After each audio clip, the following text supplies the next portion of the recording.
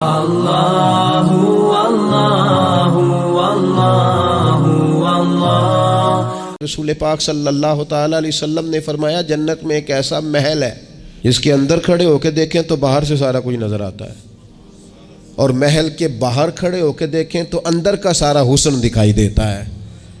تو حضور توجہ دلاتے تھے تو صحابہ میں شوق پیدا ہوتا تھا، یا رسول اللہ کس کو ملے گا؟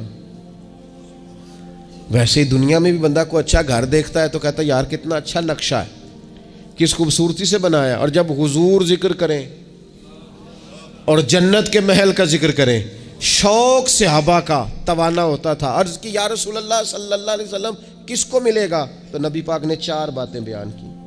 فرمایا ایک وہ بندہ جو اچھی بات کرے، وقولوا للناس حسنا، لوگوں سے اچھی بات کہے، وہ ہمیشہ معاشرے میں بری خبریں ہی دینے کا عادی نہ ہو، لوگوں کی عیب جوئی ہی اس کا مزاج نہ ہو، اچھی بات کرے۔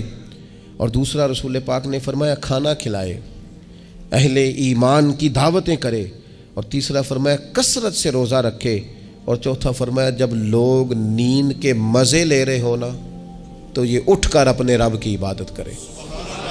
ساون کی کالی راتوں میں جب بوندا باندی ہوتی ہے، وہ راتوں کو اٹھ اٹھ روتے ہیں جب خلقت ساری سوتی ہے۔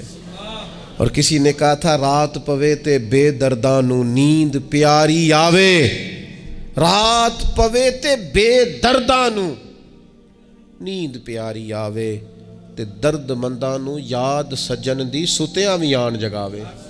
فرمایا جب لوگ خواب خرگوش میں ہوں، نیند کے مزے لے رہے ہوں، تو رب کے بندے اٹھ کے اپنے رب کو یاد کرتے ہیں۔ والذین یبیتون لربہم سجدا وقیاما۔ یہ 4 چیزیں جن لوگوں میں پائی جائیں، حضور فرماتے ہیں انہیں وہ عالی شان محل ملے گا جس کی تعریفیں گویا خود رسول کریم نے بیان فرمائی ہیں۔